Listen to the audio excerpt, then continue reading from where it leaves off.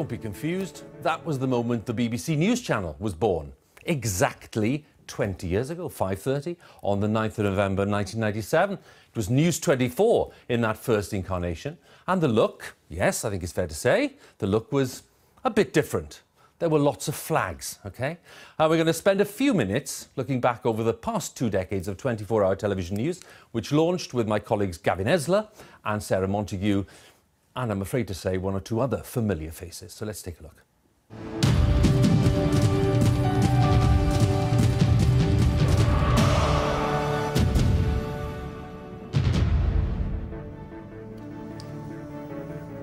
Hello and welcome for the first time to BBC News 24. I'm Gavin Esler. And I'm Sarah Montague.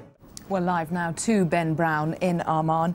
Ben, this has been a very hardline stance from America. Is it likely to be supported by the UN Security Council when they meet tomorrow?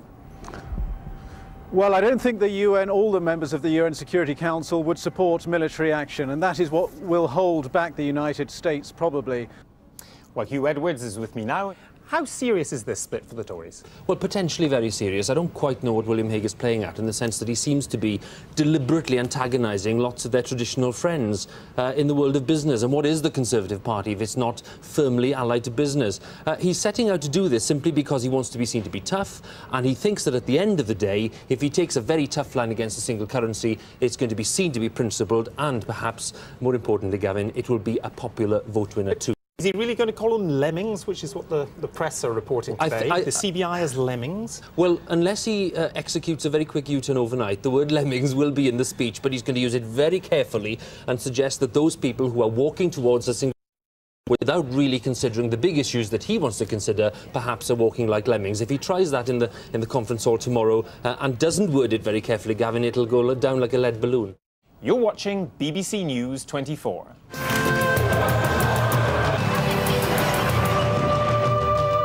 You're watching BBC News 24, the new round-the-clock TV news channel. BBC News 24, bringing you the whole picture, the whole time. This is the Now O'Clock News from the BBC.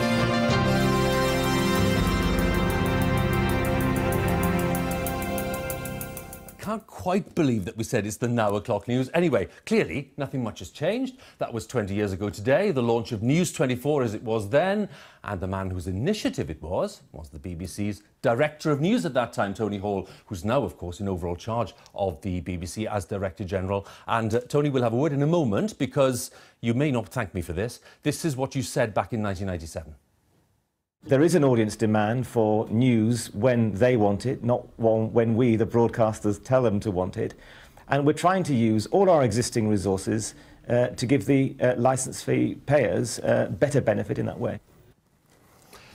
Tony Hall then, Lord Hall now. Nothing's changed, Tony. Oh, a lot has changed. Oh dear, it seems a very long time ago when you look back to it. But you know, what was amazing, you were there, Gavin was there, Sarah was there, it seems amazing to say it now, but actually 20 years ago, the notion of being there 24 hours a day, 7 days a week was, well, this is pushing boundaries. Will there be an appetite for it? Will anyone watch this? And will you be repeating lots of news?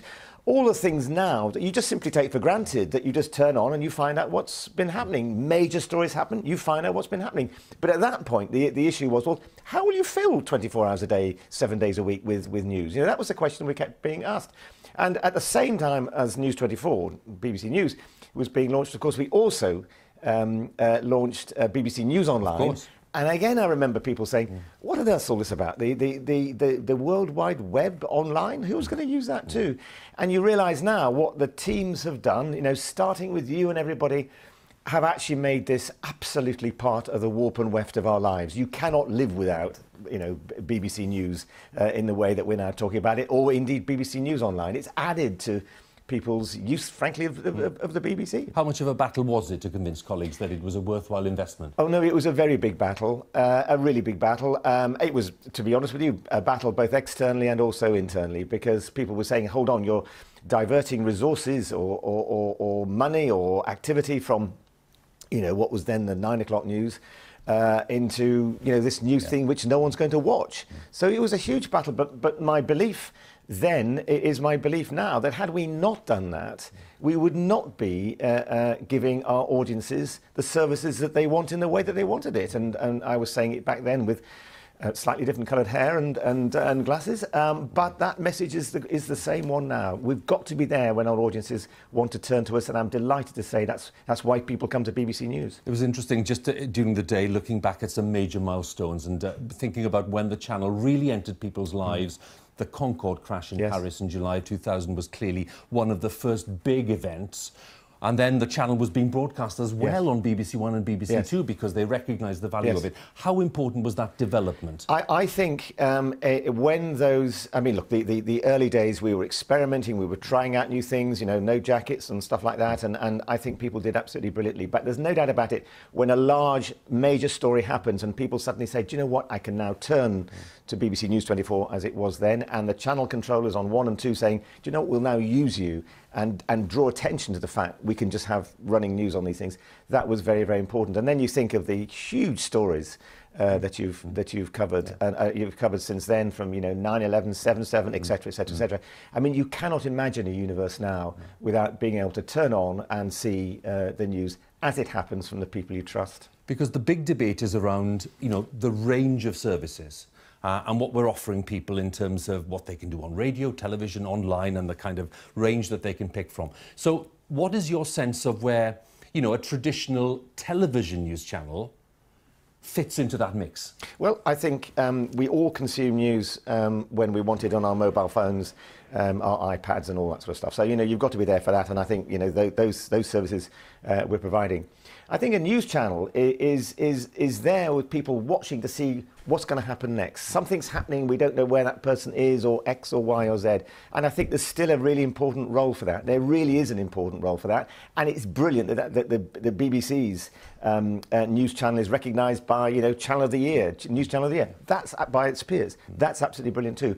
And then I would say this not because you're sitting there, but also there is still the need for the crafted bulletin. The moment when, in all the noise and the stuff going on the day, you sit back and say, right, now we'll have those pieces that make sense of the day, or, and I think really important, the pieces where you're standing back and saying, okay, the news agenda today has been doing all these things, but you know what? You need to know about this, you need to know about that. Yeah. And the ability of our first-rate correspondents and reporters to shape something that either is getting to grips with the day in a way that you hadn't thought about before, or is taking something completely off agenda. And I think one of the huge strengths of the BBC, which you see on this channel, you see it online, but you also see it at 10 and 6 and 1 o'clock, is that, and in radio, of course, too, is that ability to use the network of excellent people we have around the world and around this country to give people a range of news that I don't believe they can get anywhere else. And that's so precious about the BBC. Can I take you back to 2013, when this building was opened by Her Majesty the Queen? Because this was actually quite a good news channel moment. Let's look at this. Oh, this is wonderful. The heart of BBC Broadcasting House and our live newsroom. Yes, it's a view that we share with our audience every day, but today a unique moment with a very special royal guest. There's something quite surreal about this, Tony, actually. It was a wonderful, wonderful moment. There she is.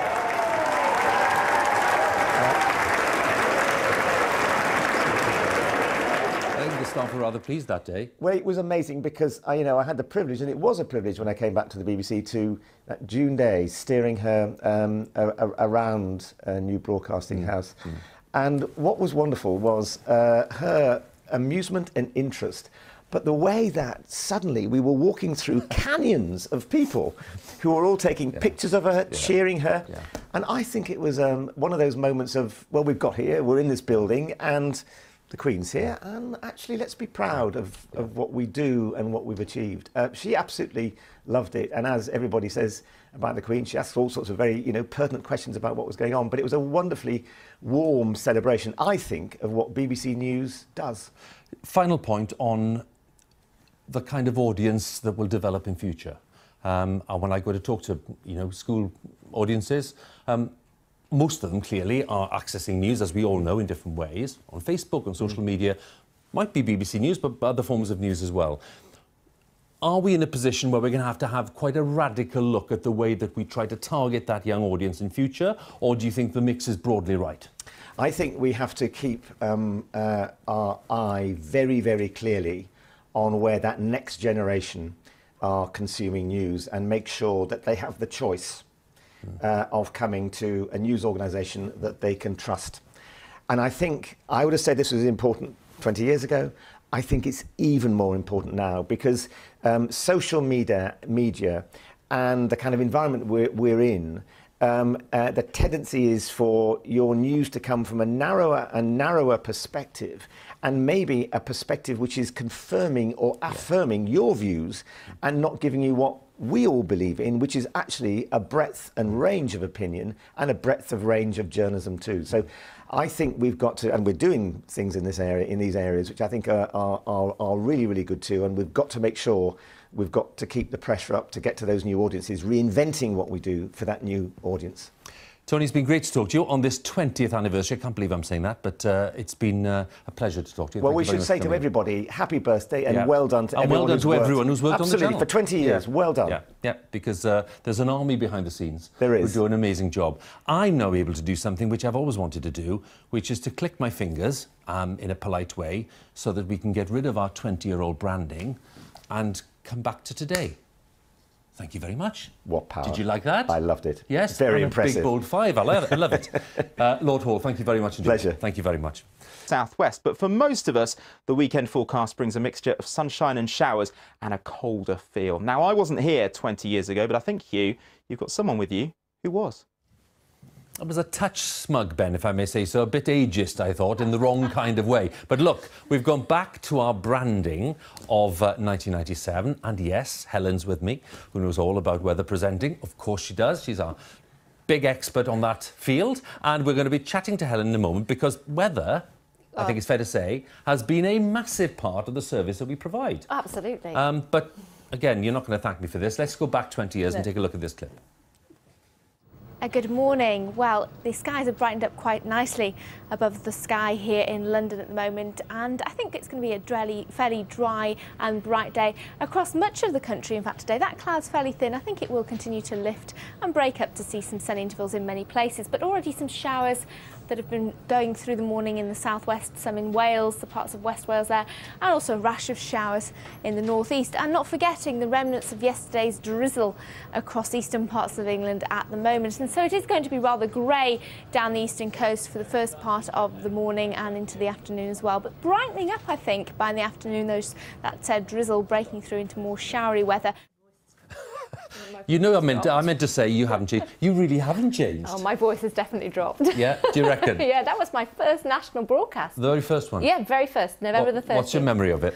Probably not much because I think I was too frightened. Don't I sound a little scared? It was obviously an amazing opportunity given to me when Bill Giles came over to Cardiff. I was working on BBC Wales Today then, and gave me the opportunity to be part of this launch team for a 24-hour news channel for the weather. That was fantastic, and for me, obviously, you know, starting in a region and moving nationally was a fantastic opportunity.